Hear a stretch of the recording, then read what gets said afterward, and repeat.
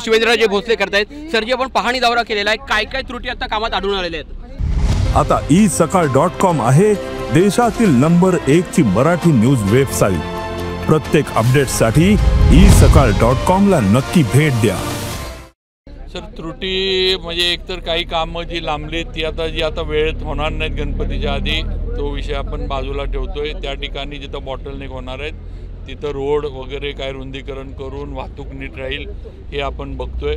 दुसरं म्हणजे जे सर्व्हिस रोड खराब आहेत ते आपण बघतोय, त्याची कॉन्क्रिटीकरण डांबरीकरण जे असेल ते करून द्यायच्या सूचना आपण केल्या आहेत। काही ट्रॅफिक, नॅशनल हायवे, PWD सगळ्यांच्या मिळून काही तात्पुरत्या बदल करायचे, तात्पुरत्या काही गोष्टी करायच्या, त्याचं आम्ही आता बैठकीत ठरवणार आहे काय करायचं। अशा पद्धतीनं आपण पाणी जी आहे ती केलेली। माणगाव आणि इंदापूर बायपास आहे, त्याबद्दल अजून निर्णय झाले आणि त्याचं पुढचं कसं काय होणार आहे? साहेब, माणगाव आणि इंदापूर बायपासचं टेंडर झाले, नवीन एजन्सी देण्यात आलेली आहे, त्या एजन्सीचं काम सुरू झालं आहे। साधारण अजून 1 वर्षभरमध्ये Mangaon Indapur bypass, railway overbridge सगळे जे आहे ते काम पूर्ण होईल। गेली 17 वर्ष मुंबई गोवा महामार्गावरनं खड्ड्यातनं प्रवास करायला लागतंय, तुमचा दुसरा दौरा आहे, या दौऱ्यात तरी समाधानकारक प्रगती मिळेल का?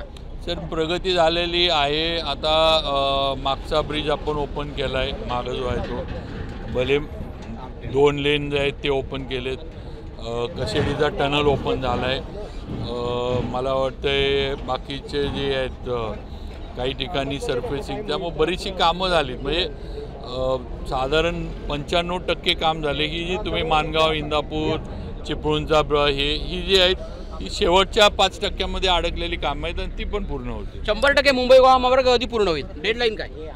डेडलाईन आता परत मी सांगतो, माणगाव इंदापूर ही काम व्हायला अजून वर्ष।